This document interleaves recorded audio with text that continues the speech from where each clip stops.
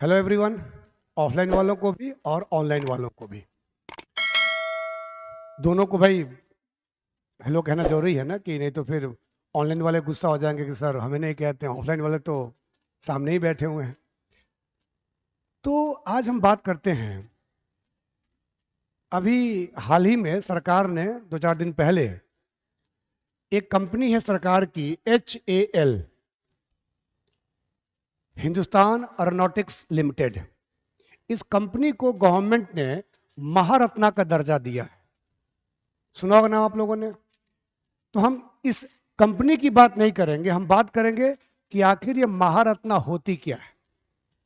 और भी रत्ना है, नवरत्ना है, मीर रत्ना है, तो इन सब की हम बात करते हैं कि आखिर ये महारत्ना होता क्या है और ये किस आधार पर दिया जाता है, कौन कौन कंपनियां महारत्ना हैं, नवरत्ना क्या है, मीर रत्ना क्या है। इन सब की बात एक एक करके हम लोग कर लेते हैं, ठीक है।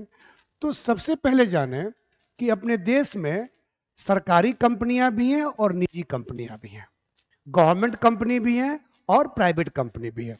तो गवर्नमेंट कंपनी को हम लोग पब्लिक सेक्टर इंटरप्राइजेज कहते हैं, सार्वजनिक क्षेत्र के उपक्रम कहते हैं। पब्लिक सेक्टर इंटरप्राइजेज होते क्या हैं? जिस कंपनी में 51% या उससे ज़्यादा शेयर जो है गवर्नमेंट का हो, चाहे वो सेंट्रल गवर्नमेंट हो चाहे वो स्टेट गवर्नमेंट हो, उसका 51% या उससे ज़्यादा हो, उस कंपनी को हम लोग सरकारी कंपनी कहते हैं, या टेक्निकल लैंग्वेज में पब्लिक सेक्टर इंटरप्राइजेज, सार्वजनिक क्षेत्र के उपक्रम कहते हैं। और ये दो प्रकार के होते हैं, एक जो है सेंट्रल गवर्नमेंट की होती है, केंद्र सरकार की होती है, और एक जो है राज्य सरकार की होती है। तो सेंट्रल गवर्नमेंट को हम लोग CPSE कहते हैं, सेंट्रल पब्लिक सेक्टर इंटरप्राइजेज, केंद्रीय सार्वजनिक क्षेत्र के उपक्रम।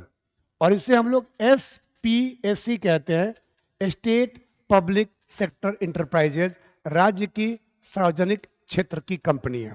अगर राज्य का हिस्सा 51 या उससे ज्यादा है तो SPSE हो गया, और अगर केंद्र का या सेंट्रल गवर्नमेंट का, गवर्नमेंट ऑफ इंडिया का हिस्सा अगर 51 से ज्यादा हो गया तो वो CPSE कही जाएगी। तो HAL का जो न्यूज आया है वो CPSE है, और महारत्ना, नवरत्ना, मीर रत्ना का दर्जा जो है वो सेंट्रल गवर्नमेंट देती है, वो स्टेट गवर्नमेंट के अंदर नहीं आते हैं। तो हम बात करते हैं CPSE के बारे में, सेंट्रल पब्लिक सेक्टर इंटरप्राइजेस के बारे में, ठीक है ना। तो CPSE क्या हो गया? CPSE हो गया जिसमें गवर्नमेंट ऑफ इंडिया का हिस्सा जो है 51% और मोर हो गया, उससे ज्यादा हो गया, है ना, उसे हम CPSE कहते हैं, सेंट्रल पब्लिक सेक्टर इंटरप्राइज कहते हैं। अब सेंट्रल गवर्नमेंट के पास कई सारी कंपनियां हैं, अभी भी लिबरलाइजेशन जो 91 में लाया गया और केंद्र सरकार ने कई कंपनियों को बेच दिया या कई कंपनियों में अपनी हिस्सेदारी को कम कर ली, उन सब के बावजूद भी अभी भी देश में केंद्र सरकार की बहुत सारी कंपनियां हैं, सैकड़ों कंपनियां हैं।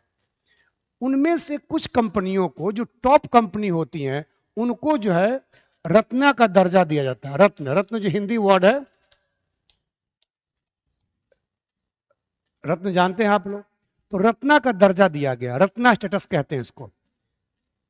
सब कंपनियों को नहीं, जो टॉप कंपनियां हैं, और उनके लिए कुछ क्राइटेरिया दिए गए कि किस कंपनी को कौन सा रत्न मानेंगे। ये रत्ना 3 है जो ही बात करते हैं हम लोग।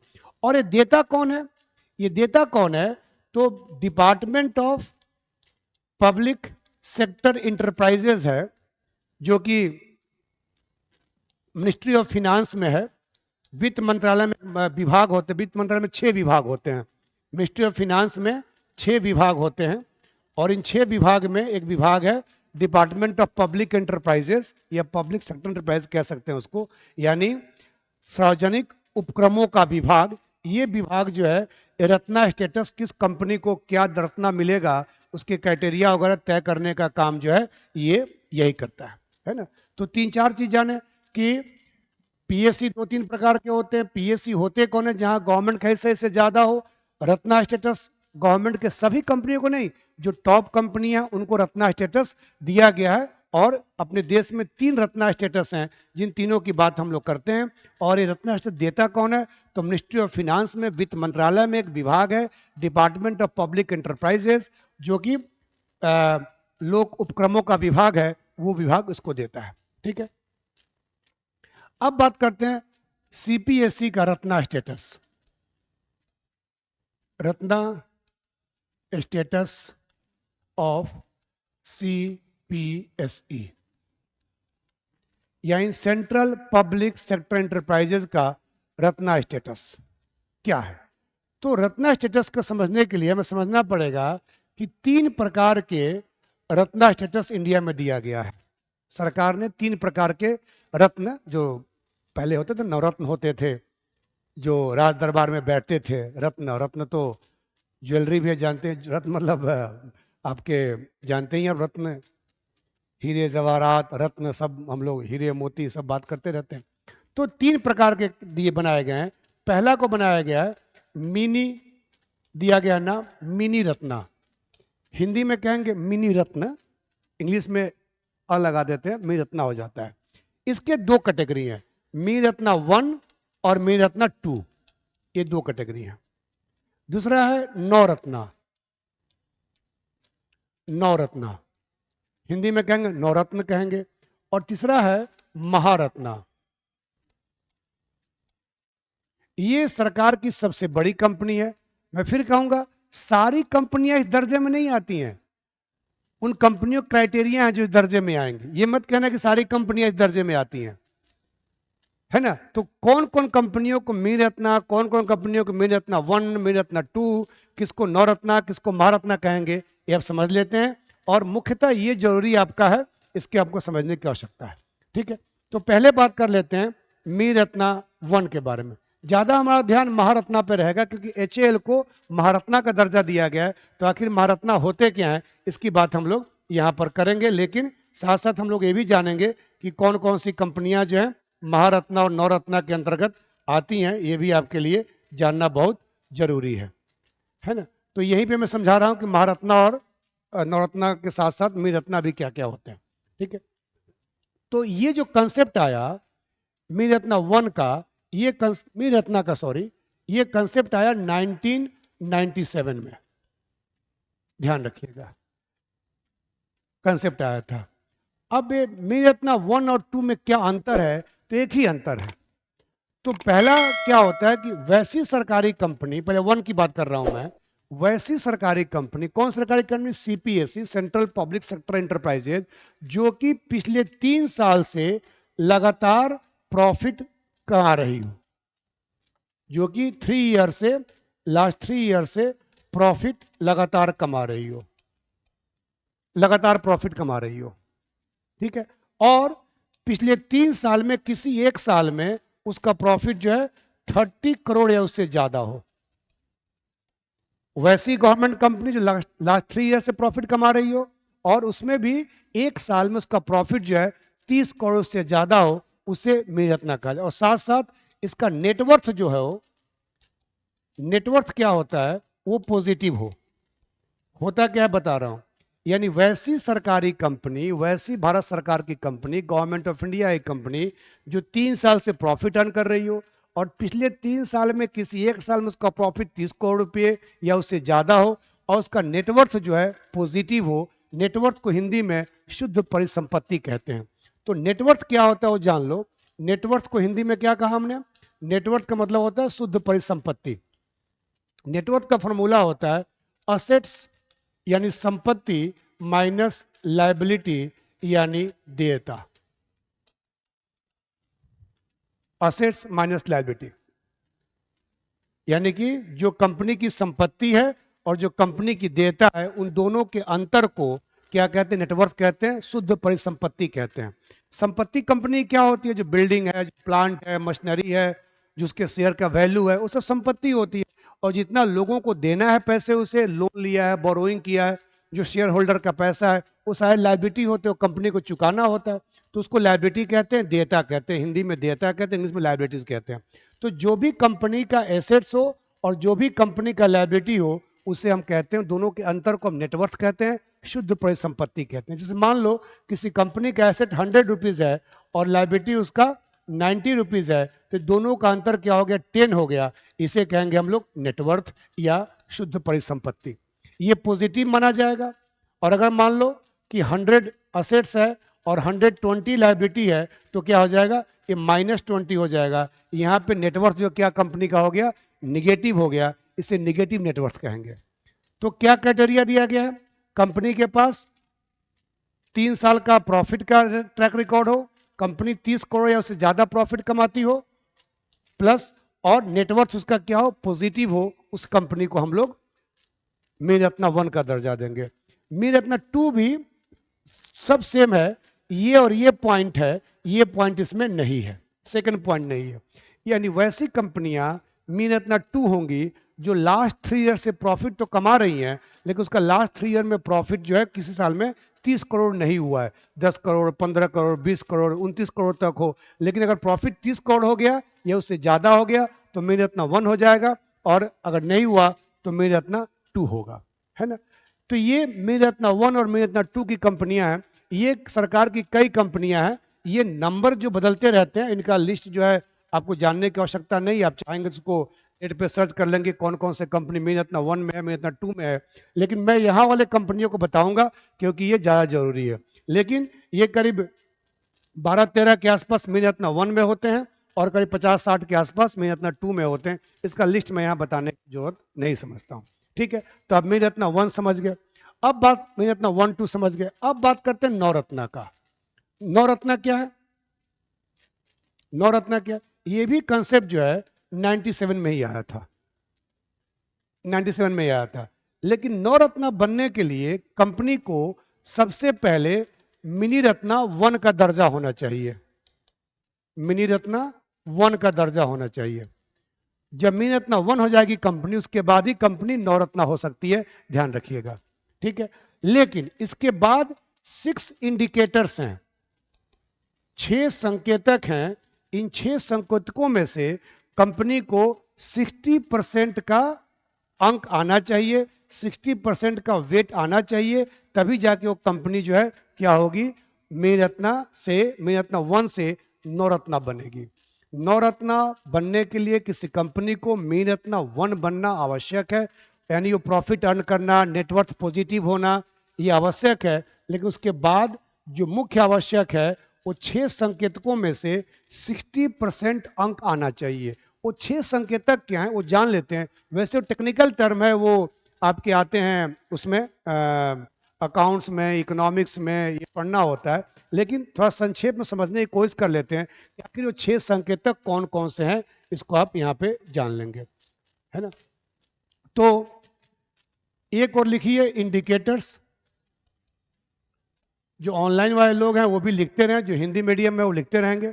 और मैं बार बार कहता हूँ, पहले भी कहा हूँ कि ये टॉपिक जो आपका यूपीएससी में, कई सारे पीसीएस में बहुत इंपॉर्टेंट है, प्रीलिम्स में भी है, मेंस में भी है, इसलिए आप इसका नोट्स बनाते रहें। और अगर आपको फिर भी नोट्स की आवश्यकता हो तो निश्चित तौर पे क्या करें, आप इसके लिए मुझे कांटेक्ट कर सकते हैं। इसका हिंदी में, इंग्लिश में, दोनों में पीडीएफ है, अगर आप मांगेंगे तो आपको दे दिया जाएगा। लेकिन मुझे लगता है कि आप अगर नोट बना लेंगे तो आपके लिए पर्याप्त है। तो इंडिकेटर्स यानी संकेतक और वेट दिया हुआ है। वेट समझते हैं, भार समझते हैं आप लोग, है ना। तो क्या कहा मैंने कि जो 6 संकेतक लिखूंगा, इन 6 संकेतकों में से, इन 6 संकेतकों में से अगर किसी कंपनी को 60% वेट आ जाएगा तो उस कंपनी को नवरत्ना 1 से मीन रत्ना में पहुंचा दिया जाएगा, ये ध्यान रखिएगा, ठीक है। पहला क्या है, पहला है net profit, net profit to net worth, यानी कंपनी की जितनी नेटवर्थ है उसके तुलना में कंपनी नेट प्रॉफिट, यानी शुद्ध परिसंपत्ति की तुलना में शुद्ध लाभ कंपनी को कितना हुआ है, और इसको 25% का वेट दिया गया, समझ गए। यानी कंपनी का, कई कंपनियों क्या होता है, परिसंपत्ति कम होती है, असेट लायबिलिटी कम होते हैं, और कंपनी प्रॉफिट ज्यादा करती है। तो ये देखना होता है कंपनी के पास कितनी संपत्ति है, कितनी परिसंपत्ति है, और कंपनी कितना लाभ कमा रही है, ये तुलना देखा जाता है। सेकंड दिया गया है मैन पावर, श्रम शक्ति, manpower cost to total cost of production, to cost of production, इसको दिया गया है आपका 15%। क्या मतलब हुआ यानी उस कंपनी में जो उत्पादन का कुल लागत है, उत्पादन का कुल लागत है, उस कुल लागत में श्रम पे कितना लागत है, श्रमिकों पे कितना खर्चा है, इसको दिया गया है, इसको लिया गया और उसके आधार पर फिर ये तय किया जाएगा कंपनी को मिरत्ना से नवरत्ना में आना है नहीं। ये ध्यान रखिएगा, श्रम शक्ति और कुल उत्पादन लागत, यानी कितने श्रमिकों पे खर्चा। कंपनी में बहुत सारे खर्चे होते हैं, मजदूरों को दिया जाता है और साथ साथ प्लांट, मशीनरी, कच्चे माल सब पे खर्चे होते हैं। तो देखा जाएगा कितना कंपनी में श्रमिक पे कितना खर्चा है, ये देखा जाता है। तकनीकी चीजें हैं जो देखा जाता है। तीसरा है, थर्ड है PBDIT, to capital employed. T है ये, टू कैपिटल एम्प्लॉयड। मैं इंग्लिश में लिख रहा हूं लेकिन मैं कोशिश कर रहा हूं कि हिंदी में उन सबको बता दूं ताकि आपको कोई दिक्कत ना हो। एम्प्लॉयड यानी जितना पूंजी लगा, कैपिटल मतलब प्रयुज्य पूंजी, लगाया गया पूंजी, कैपिटल एम्प्लॉयड हिंदी में कहेंगे। और PBDIT यानी जितना आपका पूंजी लगा है उसकी तुलना में PBDIT कितना है, इसको दिया गया 15%। अब यहां थोड़ा जान लेते हैं PBDIT क्या होता है। ये सब टर्म भी आप सीख रहे हैं, इसीलिए इसको विस्तार से मैं आपकी चर्चा कर रहा हूं, है ना। PBDIT इसका फुल फॉर्म होता है profit before dividend interest and tax. क्या बोला मैंने? Profit before dividend interest and tax, यानी लाभ, जो लाभांश, ब्याज और कर से पूर्व लाभ। क्या बोला मैंने?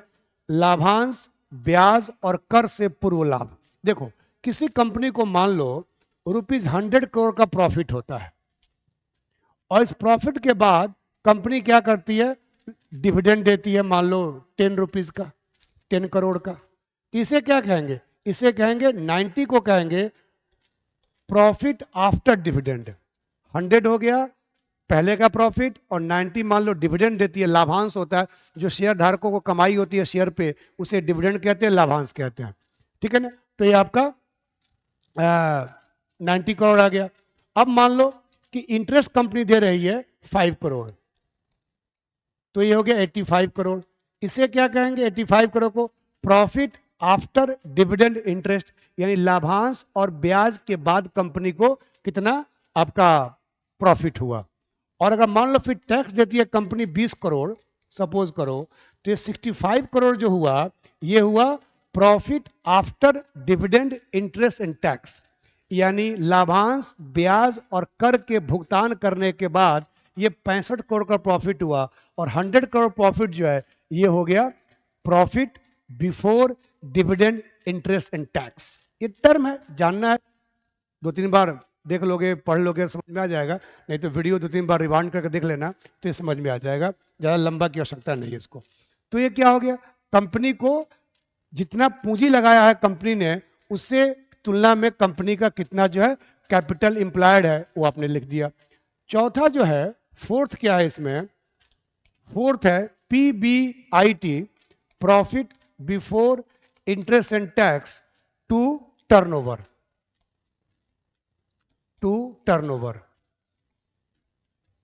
टर्नओवर। इसको दिया गया है 10, नहीं इसको 15 है, सॉरी, इसको 15 है।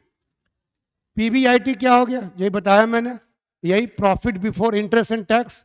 ये अगर 100 करोड़ प्रॉफिट है और इंटरेस्ट उसमें 10 है और 20 मान लो टैक्स है, तो क्या हो गया, ये 70 जो है वो आपका कंपनी का हो गया profit before interest and tax. सब निकाला जाता है, इसको निकालने की आवश्यकता नहीं है। आपको इस टर्म को जान लेना है कि नवरत्ना निकालने के लिए, नवरत्ना के दर्जा देने के लिए सरकार कौन कौन से पैमाने देखती है, उसकी बात कर रहे हैं। इसको दिया गया है 10, यानी कि सॉरी 15 दिया गया। इसके बाद फिफ्थ जो है,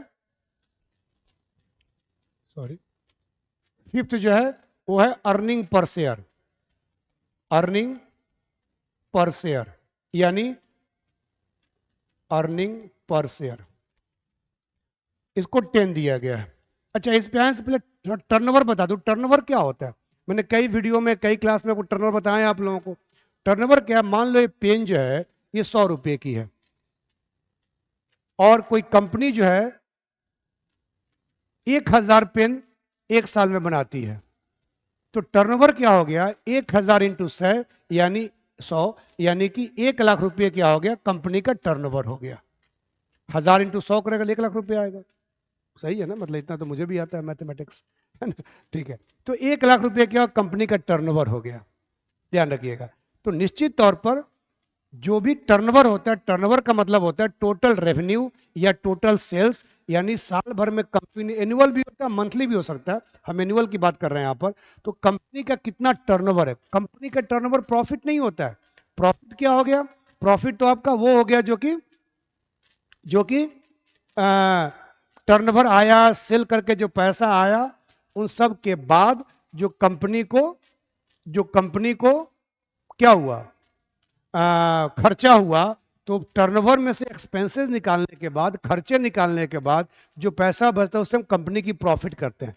तो यहां पे जो लिया गया है पीबीआईटी टू टर्नओवर लिया गया है, पीबीडीआईटी जो लिया गया है कैपिटल एम्प्लॉयड लिया गया है। इसका आप ध्यान थोड़ा सा रखेंगे। तो इसको दिया गया 15। अब आते हैं जो मैंने लिखा था, छूट गया था पहले, अर्निंग पर शेयर, यानी कि प्रति शेयर कमाई, प्रति यानी कंपनी ने कितना शेयर इशू किया है और कंपनी ने कितना उस पर कमाया है। जैसे मान लो कंपनी का प्रॉफिट जो है 1 लाख रुपए का होता है और कंपनी ने 1000 शेयर इशू किया है, तो क्या हो गया, प्रति शेयर कंपनी को 100 रुपये कमाई हो रही है। तो जितना कंपनी ने शेयर इशू किया, जितना कंपनी को कमाई होती है, उनके डिवाइड करके निकालेंगे तो कंपनी की प्रति शेयर कमाई हो जाएगी। ठीक है, तो इसको दिया गया। और 6 जो है वो दिया गया इंटर सेक्टोरल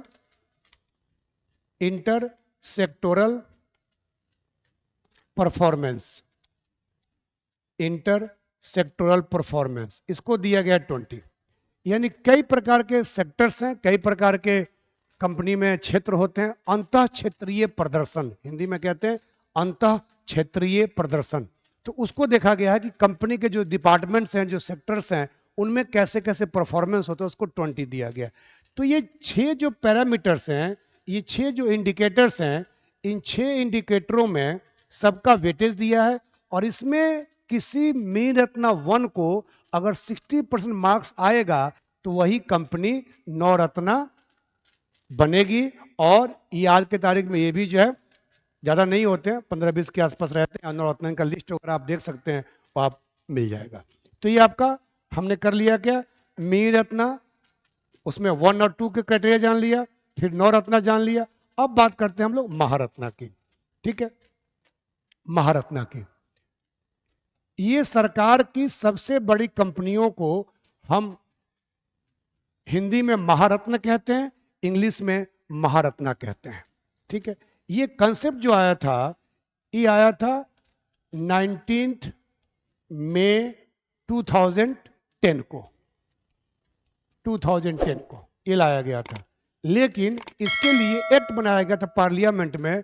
वो एक्ट बना था 21 दिसंबर 2009 को, 21 दिसंबर 2009 को पार्लियामेंट में एक्ट बनाया गया था। और इस एक्ट के थ्रू ही ये कंसेप्ट लाया गया था महारत्ना का। ध्यान रखें कि ये सब चीज़ें जो हैं ये आसानी से नहीं होती है। गवर्नमेंट के लिए एक्ट बनाती है, किसको करेंगे, किसको महारत्ना दर्जा देंगे, किसको क्या करेंगे, इसके लिए एक्ट बनाया गया जो कि 21 दिसंबर 2009 को बनाया गया था पार्लियामेंट में। तो ये कंसेप्ट आ गया। अब क्राइटेरिया क्या है महारत्ना के लिए, तो महारत्ना के क्राइटेरिया की अगर बात करूं मैं, इसके लिए क्या क्या चीज़ें आवश्यक हैं, तो सबसे पहले कंपनी के पास 9 रत्ना का दर्जा होना चाहिए। कंपनी हैविंग 9 रत्ना स्टेटस, यानी कंपनी के पास 9 रत्ना का दर्जा होगा, वही कंपनी है बनेगी। और ये कंपनी जो है स्टॉक एक्सचेंज में, शेयर मार्केट में लिस्टिंग होनी चाहिए। स्टॉक एक्सचेंज में इसकी लिस्टिंग होनी चाहिए, यानी कंपनी स्टॉक एक्सचेंज में लिस्टिंग होनी चाहिए एसबीआई सेबी के गाइडलाइन के थ्रू, सेबी गाइडलाइन के थ्रू लिस्टिंग होनी है। और इसमें लोगों का भी पैसा लगा हो, लोगों के भी शेयर्स इसमें हो, उसको हम लोग कहते हैं। पहला नवरत्ना स्टेटस होना चाहिए, दूसरा स्टॉक एक्सचेंज में होना चाहिए। और इसके बाद इसके कई सारे और भी स्टेटस दिए गए हैं जो आपको जानना होगा। मेन पहला हो गया, दूसरा हो गया, अब तीसरा आई है। कंपनी का लास्ट 3 ईयर में average turnover, average turnover, turnover समझा दिया आप लोगों को, टर्नओवर इन लास्ट 3 ईयर ये क्या हो, 25,000 करोड़ या उससे ज्यादा हो, 25,000 करोड़ से ज्यादा हो, more than 25,000 crore in last 3 year, ठीक है। और एवरेज नेटवर्थ, एनुअल नेटवर्थ जो है वो क्या हो, लास्ट 3 ईयर में वो 15,000 करोड़ से ज्यादा हो। अब मत समझना कि सरकार की कंपनियां बहुत छोटी होती हैं और वो प्रॉफिट नहीं कमाती, उनका टर्नओवर नहीं होता है। इनका टर्नओवर जो है 25,000 करोड़ से ज्यादा हो और नेटवर्थ जो है ये 15,000 करोड़ से ज्यादा हो। और ये नेटवर्थ और ये क्या होते हैं, नेटवर्थ यहाँ समझाया हूँ और टर्नओवर क्या है मैंने ओरली समझाया कि टर्नओवर मतलब total sale during the year, during a particular year, चाहे वो 1 साल का समय हो, चाहे 1 महीने का समय हो, चाहे कोई हो। और तीसरा क्राइटेरिया है कि एवरेज एनुअल नेट प्रॉफिट, जो प्रॉफिट लास्ट 3 ईयर में हो वो ₹5,000 करोड़ से ज्यादा हो, 5,000 करोड़ से ज्यादा हो आफ्टर टैक्स, टैक्स देने के बाद प्रॉफिट आफ्टर टैक्स। ये भी समझ गए कि आफ्टर टैक्स क्या होता है, कंपनी को जितना प्रॉफिट आता है कंपनी उसमें टैक्स पे कर देगी, उसे आफ्टर टैक्स कहते हैं। मान लो कंपनी को प्रॉफिट आता है 100 रुपये, उसमें टैक्स दे दिया 25 रुपीज, तो 75 क्या हो गया, आफ्टर टैक्स प्रॉफिट माना जाएगा। तो कंपनी के पास ये 5 जो है मेन क्राइटेरिया है, उन कंपनियों को ही, उन सीपीएसई को ही महारत्ना का दर्जा दिया जाएगा।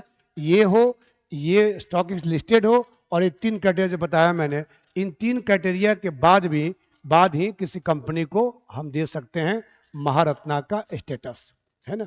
और अभी जो है इसी हाल को हिंदुस्तान एरोनॉटिक्स लिमिटेड को दिया गया है महारत्ना का दर्जा, जो कि अब यहां मैं बता दूं आपको कि अभी देश में अगर महारत्ना कंपनियों की बात करूं तो हाल के आने के बाद देश में 14 जो है महारत्ना कंपनियां हैं, टोटल 14 है। बाकी का लिस्ट में नहीं बताया, इसका लिस्ट बताया जो कई बार एग्जाम में पूछता है। और आप लोग जो अगर चाहें तो उसमें डेटा वगैरह में बात जाओगे तो हमेशा ध्यान रखना है कि इसमें इनका जो महारत्ना कंपनियां हैं वो कब बनी, कब उनका दर्जा मिला, ये सब आप खुद से भी कर सकते हैं। अब इसका डेटा और वो फैक्ट वगैरह जो मैं आपको नहीं दूंगा यहाँ पर कि कब बनाया गया क्या, उसका फिर वेस्टेज है। मेरा काम था कंसेप्ट समझाना कि नवरत्ना, मणिरत्ना, महारत्ना क्या होती हैं, और उम्मीद करता हूँ कंसेप्ट समझ में आ गया होगा। तो महारत्ना के लिए पहला है भेल, मैं लिख देता हूं एक बार ताकि बहुत लोग जान जाएंगे इसको, फुल फॉर्म नहीं लिखूंगा। भेल, भारत हेवी इलेक्ट्रिक लिमिटेड, सुना होगा ना आप लोगों ने। फिर है SAIL, Steel Authority India Limited. फिर है NTPCL, National Thermal Power Corporation Limited. फिर है BPCL, Bharat Petroleum Corporation Limited. फिर है ONGCL,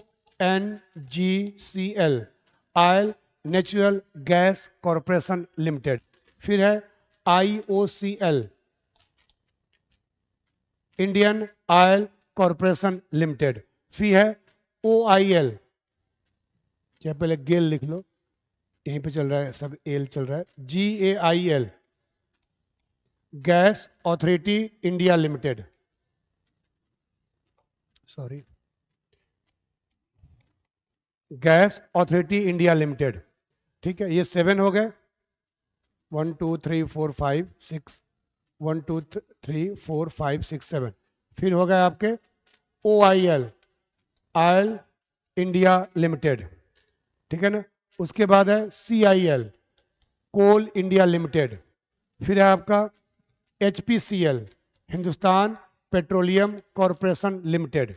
फिर है आपका PGCL, ये सब नया है, ये भी नया है। OIL लेटेस्ट, HS से पहले यही था, मिलाया गया था। PGCL, power grid corporation of India limited, PGCL, power grid corporation of India limited. ठीक है, ये 7 जो है तो ओल्ड थे, पुराने थे, बाद में सब नया, पिछले 4-5 वर्षों में इसको हम लोग यहाँ पे ले आए थे।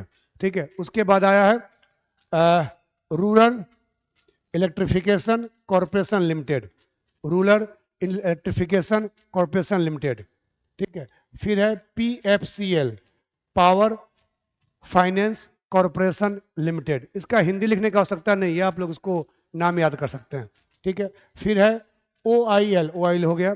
फिर है आपका कितना हो गया ये 246, और लास्ट में वही आया है HAL हिंदुस्तान एरोनॉटिक्स लिमिटेड, क्योंकि इसने प्रॉफिट जो है ज़्यादा अर्न किया है, 7,000 करोड़ का सब प्रॉफिट हुआ है, तो ये चीज़ें मिलाया गया है, देश में लाया गया है। ये 14 जो है कंपनी है। अच्छा, इसमें एक चीज़ पूछूं मैं आप लोगों से कि कई जगह मैंने C और L लिखा है, C और L लिखा है, C और L लिखा है, सब में नहीं है लेकिन कई जगह C और L है। तो C मतलब होता है जब किसी भी कंपनी के आगे, जैसे IOC था पहले, इंडियन ऑयल कॉरपोरेशन, जब किसी भी कंपनी के नाम के आगे कॉरपोरेशन लिखा हो, C लिखा हो, इसका मतलब होता है 100% शेयर जो है गवर्नमेंट का है उसमें, ठीक है। लेकिन जब गवर्नमेंट में शेयर कुछ बेच देती है, उसको स्टॉक मार्केट में लिस्टेड करा देती है, तो उसके लिमिटेड हो जाता है, तो L लग जाता है।